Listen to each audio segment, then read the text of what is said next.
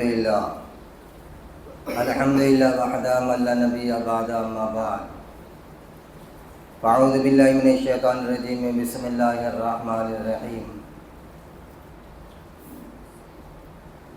واعتصموا بحبل اللہ جميعا ولا تفرقوا واذكروا نعمة الله عليكم إذ كنتم أعداء فألف بين قلوبكم فأصبحتم بنعمته إخوانا وكنتم على شفا حفرة من النار فأنقذكم منها كذلك يبين الله لكم آياته لعلكم تهتدون صدق الله مولانا العلي العظيم اللهم صل على سيدنا وشفيعنا وهادينا ونبينا ومرشدنا وسندنا ومولانا محمدا عبده ورسوله صلى الله تعالى على خير خلقه محمد وعلى آله وأصحابه وأزواجه وذرياته وأهل بيته ولأمته إلى يوم الدين وبارك وسلم تسليما كثيرا كثيرا.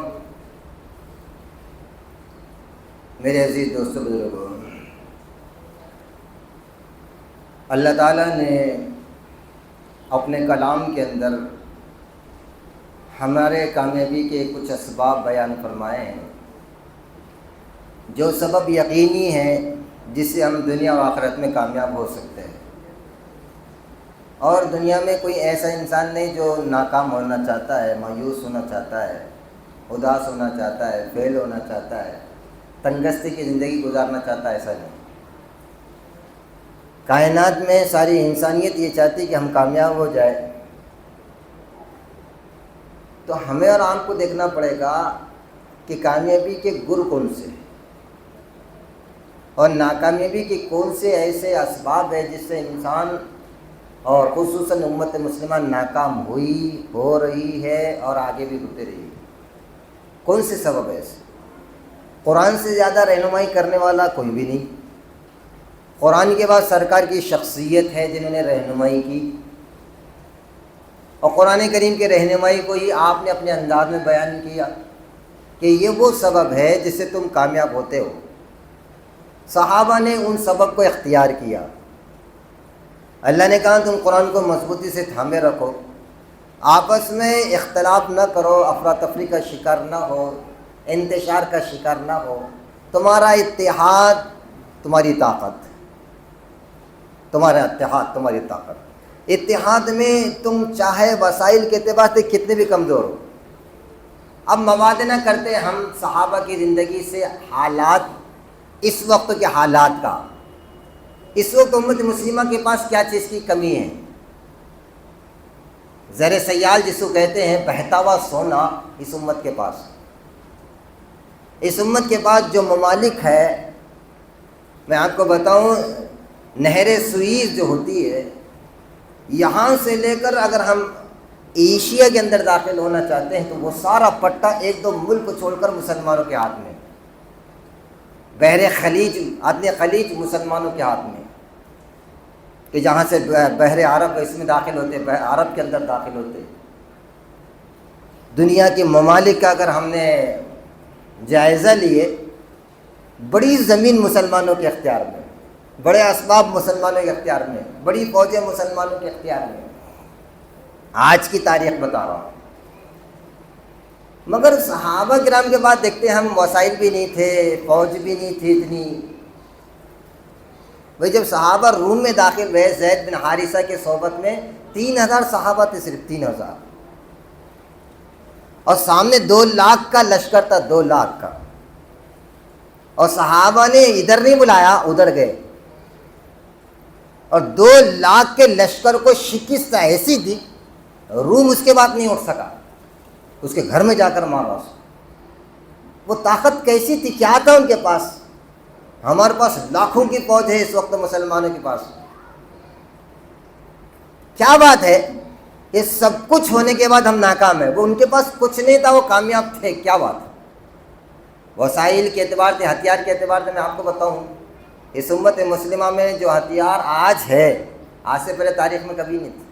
ایک وقت وہ تھا جس پر حضرت ٹیپو سلطان شہید رحمۃ اللہ علیہ نے سب سے پہلے میزائل بنایا تھا، وہ اتنی بڑی میزائل تھی، انہوں نے جب حملہ کیا تھا انگریزوں نے، اللہ کا کرنا ایسا تھا کہ سن 1707 میں اورنگزیب عالمگیر کا انتقال ہوا، مغل سلطنت وہاں سے ختم ہو گئی، آپس کا انتشار، پھر آپس میں توڑ، اور پھر نااہلوں کو عہدہ ملنا، یہ سب سے بڑی اس امت کے اندر ناکامی کی وجہ بنی، نااہلوں کو عہدہ مل گیا کہ جن کو کوئی اہلیت نہیں تھی، قابلیت نہیں تھی، صلاحیت نہیں تھی، وہ جب کرسیوں پر عہدے پہ بیٹھے نا، پھر تباہ کر دیا، جس کو اورنگزیب عالمگیر نے مغل سلطنت نے بڑی محنت سے اتنا زبردست بنایا تھا۔ آپ کو بتاؤں، آپ کو اس کے بعد بھی اس ملک کی حالت، انتشار کے بعد بھی حال میں تک، جس وقت علامہ اقبال گئے مسجد قاہرہ کے علاقے کے اندر،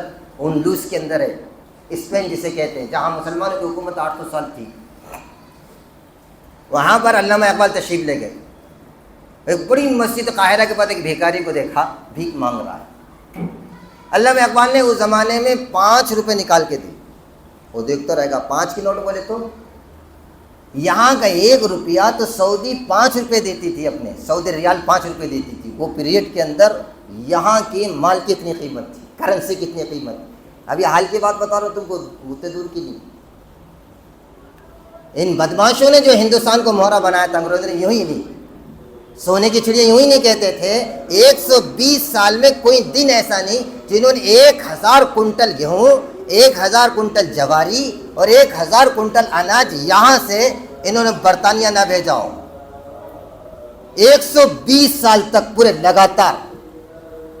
اور جو جواہرات یہاں سے لوٹا انہوں نے، اگر اس کا تخمینیہ کیا جائے تو مولانا حسین احمد مدنی علیہ الرحمٰن نے کتاب لکھی نقش حیات، جن نے اپنے آپ بیتی لکھی، ہندوستان کے ہیرو ہیں آزادی کے۔ انہوں نے لکھا اگر جواہرات انہوں نے لوٹا، جو 200 سال ہم غلامی کے اندر زندگی گزارے، 200 سال تقریباً، اس میں سے 120 سال تو بہت خطرناک رہے ہمارے، اگر وہ 120 سال کے اندر جو انہوں نے لوٹا ہندوستان کو، جواہرات جو لوٹے ہیں، اگر ان جواہرات کو جوڑا جائے تو پانی کے 5 جہاز بھر سکتے۔ کتنے؟ 5 جہاز بھر سکتے۔ ان خبیثوں نے اتنا لوٹا ہندوستان۔ مغل سلطنت یوں ہی نہیں کہتی تھی اگر دنیا میں کوئی جنت الفردوس ہے وہ ہندوستان کی جگہ ہے۔ ٹیپو سلطان شہید رحمۃ اللہ نے اس کو محسوس کیا تھا جب اورنگزیب عالمگیر دنیا سے رخصت ہو گئے تھے۔ اس کے بعد سن 1707 سے لے کر ایک عرصہ گزرنے کے بعد ان کے والد حیدر علی پیدا ہوئے، ایک عرصہ گزرنے کے بعد، اور اللہ نے ان کو 1762 کے اندر میسور کی حکومت دی، 61 کے اندر میسور کی حکومت یوں یاد ہے، ایک مہم فوجی تھے انہوں نے۔ یہ تاریخ کو ڈاکہ میں ساری تاریخ کیوں بتا رہا ہوں؟ ایک طرف تو ہمارے پاس سب کچھ ہے، پھر ناکام کیوں؟ وہ پیریڈ تھا جو ہمارے پاس کچھ نہیں تھا، کامیاب کیوں تھے؟ کیا وجہ تھی جو ہم کامیاب تھے؟ دنیا تو دنیا ہمارے اختیار میں تھی، ہم کسی بھی میدان میں ماہر فن تھے، کسی بھی میدان میں، کسی میدان میں، دینی میدان، سیاسی میدان، سماجی میدان، تعلیم کا میدان، اس کے اندر ہم سب سے آگے تھے، سائنس کے اندر ہم سب سے آگے تھے۔ کوئی ایسا میدان نہیں تھا جس میدان کو مسلمانوں نے سر نہ کیا ہو، فتح نہ کیا ہو۔ آج کیا بات ہے، مسلمان ہر میدان میں پیچھے کیوں؟ تجارت میں مسلمان پیچھے، سیاست میں مسلمان پیچھے، تعلیم اس وقت جو تعلیم چڑھی اس میں ٹیپو سلطان شہید نے اپنے بچوں کو پڑھانے کے لیے یورپ بھیجا تھا، فرانس سے بات کی تھی، 40,000 روپیہ سالانہ طے کیا تھا، 40,000 روپے، مگر بنارس میں انگریزوں نے غداری کی، ان کے بیٹوں کو یرغمال بنایا اور یرغمال بنا کر ان کو وہاں شہید کیا۔ آج بھی بنارس کے پرانے قبرستان میں جا کر دیکھو، ان کے مزارات کی پٹیاں لگی ہوئی ہے ٹیپو سلطان شہید کے بیٹوں کی۔ ایک طرف ٹیپو سلطان وقت کے ولی کامل ہے، دوسرے ہر محاذ کے اندر سب سے آگے۔ انہوں نے بتایا کہ مسلمان نکمت تھا ہی نہیں، مسلمان آج کی نہیں سوچتا تھا، فیوچر کی سوچتا تھا۔ مسلمان یہ دیکھتا تھا میں آیا کیوں۔ آج مسلمان کے مقصد چند ہو گئے، کیا ہو گئے؟ بیوی بچے دکان، کیا ہے وہ؟ بیوی بچے مکان، روٹی کپڑا مکان، یہ ہوگا۔ بیوی بچے دکان، روٹی کپڑا مکان، یہ مسلمان کا مقصد ہوگا اسی مقصد نے مسلمان کو سارے میدان میں پیچھے کر دیا، ناکام کیا۔ اسی مقصد کے خاطر مسلمان ہر کام کرنے کو تیار ہو گیا۔ اس کی وجہ سے ہمارے حق یہ ہو گیا۔ ایک تو سبب یہ، دوسرا سبب یہ ہوا ہمارے اندر جو اتحاد تھا، جو ہماری اصل طاقت تھی، جب تک اتحاد تھا ہمارے ہتھیار ہمارے پاس کچھ بھی نہیں تھے۔ یہ مختصر قافلہ، مختصر مجمع ایک مٹھی کے مانند تھا۔ ہمارے پیروں میں چپل کی ہوتی تھی، معلوم ہے کیا؟ کھجور کے چھالوں کی چپل ہوتی تھی، کپڑے پھٹے ہوئے تھے، ہمارے کپڑوں کے اوپر 2 4 پیمن لگے ہوتے تھے، ٹوٹی ہوئی تلواریں ہوتی تھی، ٹوپی صحیح نہیں ہوتی تھی، نہ کھانے کو صحیح نصیب ہوتا تھا، مگر دنیا کے سامنے جب نکلتے تھے ہم، دنیا کانپتی تھی۔ کابل کے اندر ایک ترک راجا کی حکومت تھی امیر معاویہ کے زمانے کے اندر۔ امیر معاویہ کو سالانہ 10 لاکھ ٹیکس دیتا تھا، 10 لاکھ روپیہ سالانہ ٹیکس دیتا تھا خالی۔ امیر معاویہ کے انتقال ہونے کے بعد جو راجا بنا، مسلمانوں کا جو امیر بنا، اس نے وہاں بھیجا، جاؤ وہاں سے ٹیکس وصول کر کے لاؤ۔ جب راجا نے دیکھا کابل کے کونے کہاں سے آئے، کہا امیر معاویہ کی حکومت میں تم اتنا تھا پیسہ دیتے تھے، امیر معاویہ دنیا سے رخصت ہو گئے، ٹیکس نکالو۔ لال پیلا ہوگا، سرخ ہوگا، کہاں شرافت سے آئے، شرافت سے واپس ہو جاؤ۔ کہنے کیا بات، تم غداری کر رہے ہو، دھوکہ دے رہے ہو، کہ تم نے کیا کہا تھا؟ کہنے لگے وہ مسلمان تھے جن کے پیروں میں چپل صحیح نہیں تھی، ان کے کپڑے پھٹے ہوئے تھے، ان کے ہاتھ میں ٹوٹی تلوار تھی، مگر جب آتے تھے ہمارے سینوں میں ہیبت طاری ہو جاتی تھی، روبر کپکپا طاری ہوتا تھا۔ ہمارے بہترین عیاشی کے کھانے ان کے سامنے کوئی حیثیت نہیں رکھتے تھے، بڑی بڑی فرش ان کے سامنے کوئی حیثیت نہیں رکھتی تھی، سونا چاندی کے ڈھیر ان کے سامنے کوئی حیثیت نہیں رکھتے تھے۔ تم شان شوکت میں آئے ہو، تمہارے پاس سب کچھ دکھ رہا ہے، یہاں سے جاؤ، تمہارا کوئی رب دبدبہ نہیں۔ شرافت اور عزت چاہتے ہیں، ایک موقع تم کو دے رہا ہوں، یہاں سے نکل جاؤ۔ وہ جن کو سواریاں نصیب نہیں تھی، آج جہازوں میں پھرنے والی یہ امت، کاروں میں گھومنے والی یہ امت، شان شوکت میں رہنے والی یہ امت بے حیثیت کیوں؟ آپس میں ہم نے اتحاد کو ختم کیا، پارٹی کے نام پہ، جماعت کے نام پہ، برادریوں کے نام پہ، قوم کے نام پہ، نسل کے نام پہ ہم نے آپس میں انتظار۔ انگریزوں نے تو کیا تھا اپنی جگہ پر، اندلس میں ناکامی کیسے شروع ہوئی؟ تاریخ میں ایک عجیب کے واقعہ لکھا تاریخ میں۔ عیسائیوں نے دیکھا کہ مسلمان دن بہ دن ترقی کر رہے ہیں، ان کی ترقی کو کیسا روکا جائے، ان پر حملہ نہیں کر سکتے، یہ سب مضبوط ہے۔ ایک جان کی طرح سرکار نے فرمایا تھا، کیوں بتایا تھا؟ امت کو ہمیشہ متحد رہنے کے لیے کہا تھا، تم سب ایک جان کی طرح ہو۔ کیوں کہا تھا؟ جیسے جان ایک متحد ہوتی ہے، آنکھ، جسم، ہاتھ، پیر سب ایک جیسا ہوتا ہے، اس کی کسی بھی اعضاء کو تکلیف ہوتی، سارا جسم تکلیف میں ملوث ہو جاتا ہے۔ سرکار نے جو تربیت کی تھی یہ امت کو، کہا تھا تم ایک جسم کی طرح ہو، یہ تربیت تھی ہماری۔ مگر وائے ناکامی متائے کارواں جاتا رہا، کارواں کے دل سے احساس دیا جاتا رہا۔ ہم بٹ گئے جماعت بندی میں، مسلکوں میں، قوم اور قوم کے نام پہ بیٹھ گئے، اب تو پارٹیوں کے نام پہ بیٹھ گئے ہم۔ یہ موقع ہے ہمیں متحد ہونے کا، ہمیں کسی اور پر متحد نہیں ہونا ہے، ہمیں متحد ہونا قرآن پر، ہمیں متحد ہونا رسول اللہ صلی اللہ علیہ وسلم کی سیرت پر، اور متحد ہو کر ہمیں فساد نہیں کرنی ہے، متحد ہو کر دنیا کو بتانا ہے کہ امن کیا، چین کیا، انصاف کیا، محبت کیا، اخوت کیا، نرمی کیا، صلہ رحمی کیا، اخلاق کس کو بولتے، کردار کس کو بولتے، غریب کا درجہ کیا ہوتا، بیواؤں کے ساتھ کیسا سلوک ہوتا، یتیموں کے ساتھ کیسا سلوک ہوتا، مجرموں کو کیسا سزا دیتی، ظالموں کے لیے کیسا ڈراؤنا خواب بنتے، اور مظلوموں کے لیے ہم کیسے مددگار بنتے، یہ بتایا جاتا ہے۔ جب ہم واقع امت قرآن اور حدیث پر متحد ہو جائے، یہ سارے کام ہم کر سکتے ہیں۔ اسپین کے اندر عیسائیوں نے دیکھا کہ ان کے اندر کیسا توڑ پیدا کیا جائے۔ تاریخ پڑھو اٹھا کر، ہماری تاریخ ایک عجیب تاریخ ہے۔ وہ تاریخ پڑھو کہ جب ہم ایک ساتھ تھے، پوری دنیا پر فتح کا پرچم لہرا رہے تھے، پوری دنیا ہمارے پاس رہنے کو فخر محسوس کرتی تھی کہ انصاف ہو تو مسلمانوں جیسا، عدل ہو تو مسلمانوں جیسا، محبت ہے تو مسلمان، ہماری مثالیں دی جاتی تھی، ہماری مثالیں۔ آج افسوس کے ساتھ کہنا، ہمارا اپنا کہتا ہے کہ تم سے تو کافر اچھے، ہمارا اپنا کہتا ہے۔ اگر یہ کہنا غلط ہے، مگر کہتا ہے، کیونکہ ہمارا کردار بدل گیا۔ ہمارے معاملات دیکھو، ہماری معاشرت دیکھو، ہمارا رہن سہن دیکھو، ہم سے ہمارا گھر چین سکون میں نہیں، ہم سے ہمارے بازار چین سکون میں نہیں، ہم سے ہمارے مساجد چین سکون میں۔ جس مسجد میں جاؤ اختلاف، جس مسجد میں جاؤ غیبت چغلخوریاں، جس مسجد میں جاؤ بدگمانیاں، جس مسجدوں کو تباہ کیا، خانقاہوں کو تباہ کیا، مدارس کو تباہ۔ کون سی جگہ ایسی ہے جہاں انصاف چل رہا ہے؟ آج بتاؤ، میں مسلمانوں کے اپنوں کی بات کر رہا ہوں، اپنوں کا رونا رو رہا ہوں، کسی اور کا نہیں، مجھے کسی اور سے کوئی لینا دینا نہیں۔ اگر ہم کامیابی چاہتے، سرخروئی چاہتے، عزت چاہتے اور اسلام دنیا میں چمکانا چاہتے اور سارے دنیا کے گھروں میں اسلام پہنچانا چاہتے تو پہلے ہمیں اپنے آپ کو بنانا پڑے گا، سدھارنا پڑے گا، اور ہمیں تاریخ دیکھنا پڑے گا صحابہ کی، ہمیں تاریخ دیکھنا پڑے گا ہمارے اسلاف کی، ہمیں تاریخ دیکھنا پڑے گا ہمارے بڑوں کی کہ کس طریقے سے انہوں دنیا کو ٹھوکروں سے لگایا، کس طریقے سے منصبوں کو ٹھوکروں سے لگایا، مگر وہ دیکھتے رہے کہ پوری امت کو کیسے متحد کیا جائے، کیسی قربانی دیا جائے اور کیسے اپنے آپ کو جھکایا جائے اور کیسے امت میں چل پھر کر کام کیا جائے۔ ان کے اندر لالچ نہ مال کی تھی نہ عہدوں کی تھی، ورنہ ہندوستان آزاد ہی نہیں ہوتا تھا اگر ان عہدوں کے چکر میں آتے تھے۔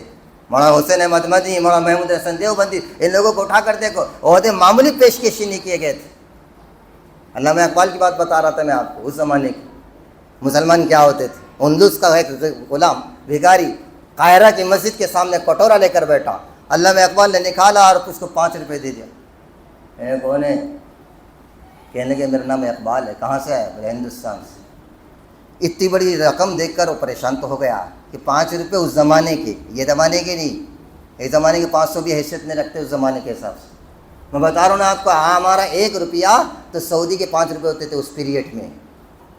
وہ کرنسی اتنی بڑھتی تھی پوری دنیا میں، ہمارے سے آگے کرنسی کسی کی نہیں ہوتی تھی۔ اگر صحیح معنی میں یہ لٹورے نے لوٹ کے نہ لے جاتے اور امت متحد ہوتی، اور خصوصاً ہمارے ہندوستان کے باشندے سمجھتے کہ ہم اس ملک کے لیے بربادی کا سبب نہیں، اس ملک کی آبادی کا سبب ہم ہی ہے، ہم ہی رہیں گے۔ اس ملک کے اندر خوشحالی ہم نے لایا اور خوشحالی ہم ہی لائیں گے انشاءاللہ، اور ہم نے خون سے اس ملک کو سینچتے رہیں گے۔ اس ملک کے اندر جو دہشت گردی پھیلائے گا اس کو کیسے توڑیں گے؟ آج کی زمانہ جمہوریت کا ہے، اگر ہم متحد ہوتے ہیں تو دہشت گردوں کو جواب دے سکتے ہیں کہ ہاں دیکھو یہ تمہاری غلط حرکتیں، اور اگر ہم مختلف ہو جائے، اختلاف کا شکار ہو جائے، یہ دہشت گرد ہمارے پر حکومت کر کے ہم کو صفحہ ہستی سے مٹا دیں گے اور پھر الزام ہم پر لگائیں گے۔ وہ ہیرو پر الزام لگایا جو ٹیپو سلطان شہید ہندوستان کا ہیرو ہے، ان پر الزام لگایا۔ آج تک انہوں بتا رہے کہ ہم ہندو بھائیوں کو اپنے سینے سے کیسے لگاتے، ان کے محل کے سامنے 2 مندر آج تک کھڑی ہوئی ہے۔ غداری کرنے میں صرف مسلمان نہیں تھے، غیر مسلم بھائی بھی تھے جنہوں نے غداری کی ٹیپو سلطان شہید کے ساتھ۔ سب سے پہلے پوچھو تو صحیح صدر جمہوریہ ڈاکٹر BG عبدالکلام صاحب سے پوچھیے، انہوں نے خود اپنے سوانے میں لکھا کہ حضرت ٹیپو سلطان شہید نے کیسی توپیں بنائی تھی۔ جب میں یورپ کے علاقوں کے اندر گیا تو وہاں ان کی تصویریں لگی ہوئی نظر آئی، تو میں نے غور سے دیکھا کہ کون لڑ رہا ہے، راکٹیں بھی لڑ رہا ہے، تو میں نے دیکھا کہ ہندوستان کی قوم تھی، وہ اس پیریڈ کا واقعہ یاد کر رہے ہیں۔ اور پھر انہوں نے اپنی زندگی میں کہا کہ میں ہندوستان میں اندر راکٹ کے ایجاد کے بارے میں کہتا ہوں۔ کون بول رہے ہیں؟ BGP عبدالکلام صاحب کہ وہ باوا آدم کی طرح باوا راکٹ تھے۔ کون؟ ٹیپو سلطان شہید رحمۃ اللہ علیہ۔ انہوں نے بعد میں راکٹ سب سے پہلے کہہ پہ قبضہ کیا نا، 700 وہ جو تیار شدہ راکٹ تھی اس کو کھینچ لیا، 900 وہ تھے جو غیر تیار شدہ تھی اس کو کھینچ لیا۔ ٹیپو سلطان شہید رحمۃ اللہ علیہ نے ایک میدان میں کام نہیں کیا تھا، کبھی زندگی رہی تو بتاؤں گا کہ کتنے میدانوں میں کام کیا تھا۔ یہ آپ ناچتے کہ ہم نے ایسا کام کیا کہ دیسی لوگوں کے کاروبار بند کر دیا۔ سب سے پہلے دیسی لوگوں کے کاروبار کو بند کیا تھا، کالی کٹ کے اندر بتایا تھا مسلمان خصوصاً ہمارے بھائیوں سے کہ دیکھو انگریزوں سے لین دین بند کرو، ہمارے ملک کی اشیاء کا خرید و فروخت کرو تاکہ ہمارا ملک کو ترقی کرے۔ یہ سب سے پہلا فارمولہ پیش کیا تھا ٹیپو سلطان شہید رحمۃ اللہ علیہ نے، بتایا تھا کہ ملک کو کیسے ترقی کرتا ہے۔ امپورٹ ایکسپورٹ کے کاروبار حضرت ٹیپو سلطان شہید نے شروع کیا تھا۔ دیگر علاقوں سے لوگوں کو لا کر یہاں لگایا تھا، بلکہ ایک باغ عجیب لگایا تھا، وہاں کا باغ میں ایسا لگایا تھا، وہاں جھاڑیں لگائی تھی، ان باغوں کے ذریعے سے دور دراز کے علاقوں سے ایسے درخت لایا تھا کہ جس کی ہواؤں سے گندی بیماریاں ختم ہو جائے، وہ باغ کو لا کر لگایا تھا۔ اس کے نیچے ان کا نام لوگوں نے لکھ دیا تھا ٹیپو سلطان کا۔ یہ تعصب پرستی کے چکر میں ان درختوں کو کاٹ دیا، مگر آج تک ان کے بہت ساری چیزیں آج تک سلطان شہید کے نظر آتے ہیں۔ اس قدر مالی حیثیت بڑھ گئی تھی، ہر اعتبار سے، سماج کے اعتبار سے، میدان کے اعتبار سے، اور اللہ بھلا کرے شفا خانوں کے اعتبار سے، مساجد کے اعتبار سے، منادر کے اعتبار سے۔ منادر کو کئی رقومات حضرت سلطان شہید نے دیا، اٹھاؤ سلطنت خداداد کتابیں پڑھو اس کے اندر۔ 1799 میں جب یہ شعر دنیا سے رخصت ہوا تھا اس وقت کیا حالت تھی اس کو بھی دیکھو۔ مگر جب امت مسلمہ اس کے چکر میں چلے گئی، وہی میر صادق، وہی میر جعفر، وہی ایک لنگڑا تھا، اس میں کیا نام تھا اس کا، اس خبیث نے، وہ پورنیا، اس خبیث نے اٹھا کر پڑھو، ان کی غداری کو دیکھتا تو میرے نیچے سے اوپر تک اوٹن ہوتی ہے۔ مگر افسوس یہ کہ ہمیں نہیں معلوم کہ ہم کیا تھے، ہمارا مقام کیا تھا۔ علامہ اقبال کو وہ کہنے لگا فقیر اتنی بڑی رقم کہاں اٹھایا اس نے 5 روپے اور کہا کہ آپ ہی رکھو اقبال صاحب، میں ایسی قوم کا چندہ نہیں لیتا جو غلام ہو انگریزوں کی۔ کون بول رہا ہے؟ ایک بھکاری بول رہا۔ علامہ اقبال کی آنکھوں میں آنسو آ گئے۔ وہ علامہ اقبال جو حکیم الامت ہے، انہوں نے کہا کہ بھیک مانگتے مسجد، کیسی غیرت تھی ہمارے اندر بتاؤ، وہ ہمارے اندر بھکاریوں کے اندر یہ غیرت۔ علامہ اقبال نے کہا میں ایسی قوم سے چندہ نہیں لیتا ہے کہ جن مسلمانوں کے مالک انگریز ہو اور مسلمان غلام ہو ان کے۔ بس یہی وہ آگ تھی جو سینوں میں بھڑکی اور اللہ نے فتح عطا فرمائی اور آج یہاں تک پہنچے۔ اور آج حالات ہمارے سامنے ہیں، ان حالات کا مقابلہ ہم ایسے نہیں کر سکتے۔ سب سے پہلے تو ہم رجوع اللہ، اللہ کی طرف رجوع ہو، استغفار کی کثرت کرے، آپس کے اختلاف ختم کرو، امت متحد ہو جائے۔ کس بات پر؟ اگر ہم متحد نہیں ہو گے، میں بتا رہا ہوں آپ کو، جیسے راجہ ترک راجہ نے جو جواب دیا تھا، کابل کے راجہ نے وہاں سے بھگا دیا تھا، یہ کیوں تھا کہ شان شوکت آ گئی، ہمارے پاس سارے نقشے آ گئے تھے آرام کے، ہمارے پاس اندرونی طاقت ختم ہو گئی تھی، ہم متحد نہیں تھے، ایسی حالت ہماری پیدا ہو گئی۔ آج یہی حالت ہے، ہمارے پاس سارے اسباب ہے، ہم متحد نہیں، ہمیں اللہ پر توکل اور بھروسہ نہیں، آ جا کے خوف ہمارے سینے پہ ایسا ہوا تو ایسا ہوگا، ایسا ہوا تو ایسا ہوگا۔ اور مسلمان کی زبان سے یہ اچھا نہیں دکھتا، اور میرے جیسے آدمیوں نے تو خوف اتنا پیدا کر دیا، اور بعض سیاسی آدمیوں نے اتنا خوف پیدا کیا، اگر تم نے ایسا نہیں کیا نا، ایک زمانہ آئے گا اور ان کی حکومت آئے گی، تمہارا ایسا ہو جائے گا، تمہارا ایسا ہو جائے گا، تمہارا ایسا ہو جائے گا۔ اتنا خوف پیدا کرنا اور مسلمان خوف کے الفاظ کہنا، یہ ٹھیک نہیں۔